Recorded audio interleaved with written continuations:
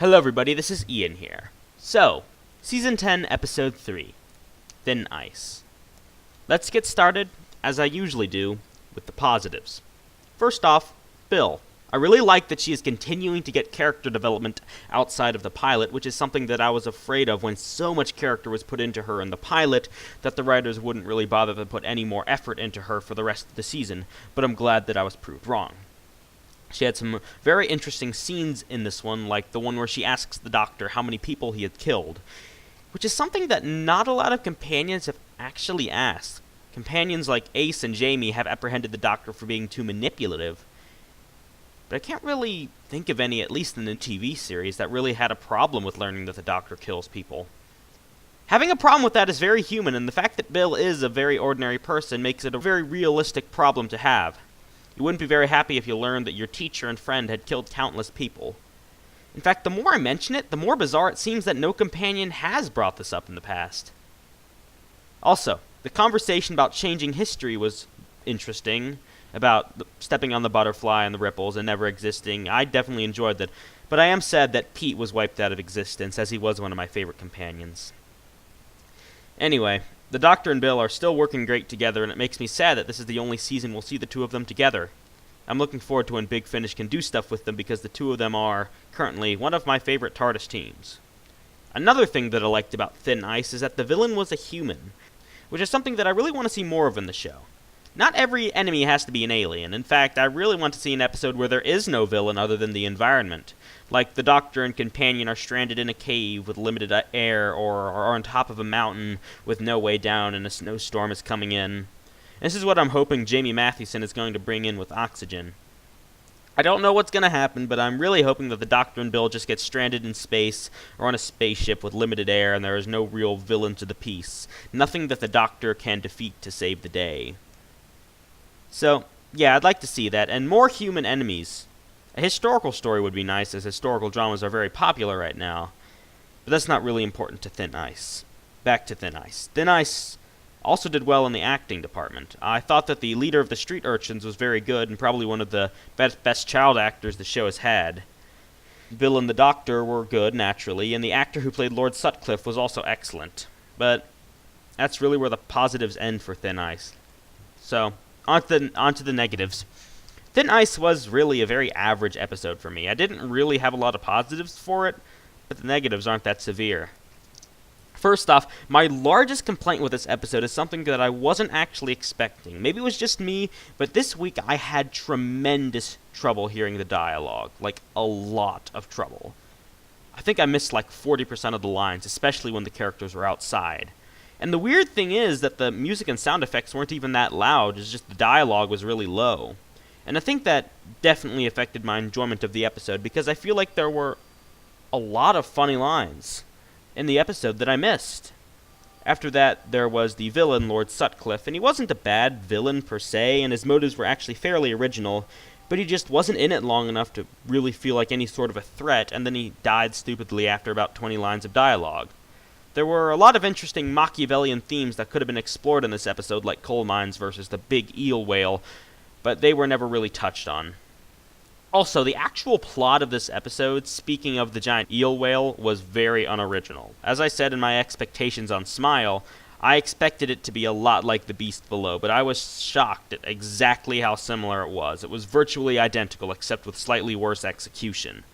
I also saw some elements of Kill the Moon in there, where the Doctor forces Bill to choose her own future, and I did think that element came off much better than it did in Kill the Moon, so props there.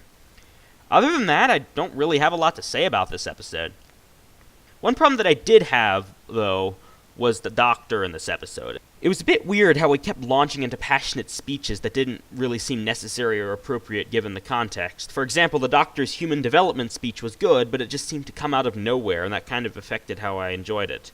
I did also think that the Doctor was much more callous than usual in this episode. Too much so.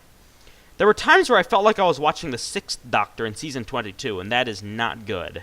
I am, of course, referring to when the kid, Spider, was being pulled under the lake and the Doctor saves his sonic screwdriver instead of the kid's life, and then didn't really show any sadness or remorse at all as to not saving the kid. Yes, the Doctor loves his sonic screwdriver, but not enough to sacrifice someone's life for it. You Could make the argument that the kid was already beyond saving, but I will counter that by saying that the Doctor and Bill were both sucked under the ice and were fine. That could have been saved before he drowned or was eaten, but the Doctor grabbed his sonic screwdriver instead, and it felt just really wrong. I'm pretty sure that Sarah Dollard was trying to make a more Season 8 12th Doctor, but that's the problem with writing dark characters, especially writing the Doctor as a dark character, because it is a very narrow tightrope to walk between being too light and too unfeeling. The weird thing about it, though, is that for the remainder of the episode, the Doctor's character was pretty much spot on.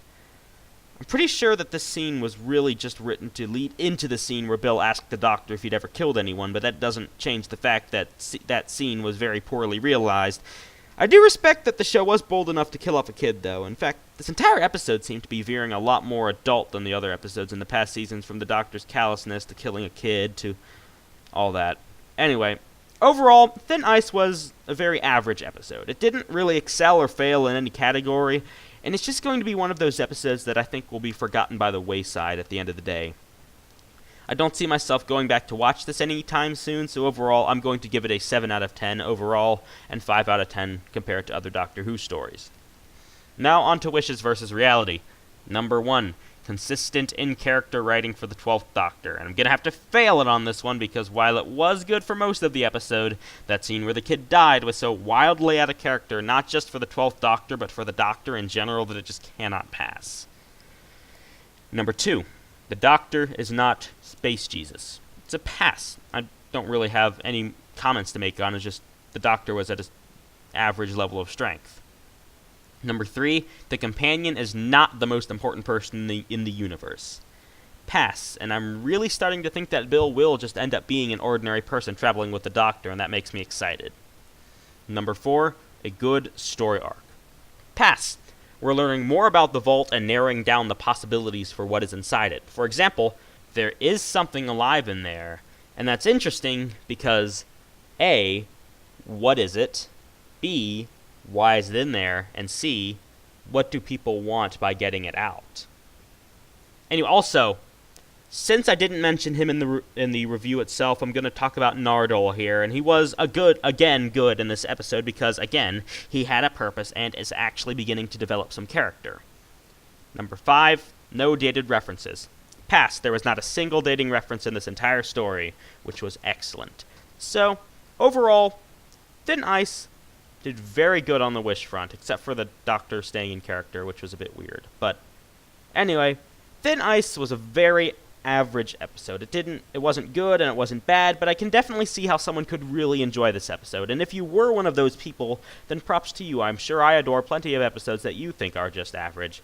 And I'll see you all next week for Knock Knock, which I am really looking forward to.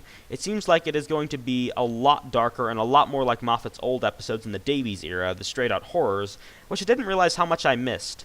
Also, the landlord looks and sounds a lot like Mr. Oak, so that's always a plus. Yes, I think that Knock Knock is going to be an episode much more similar to the Davies era than the Moffat era, and that makes me excited. I will see you then.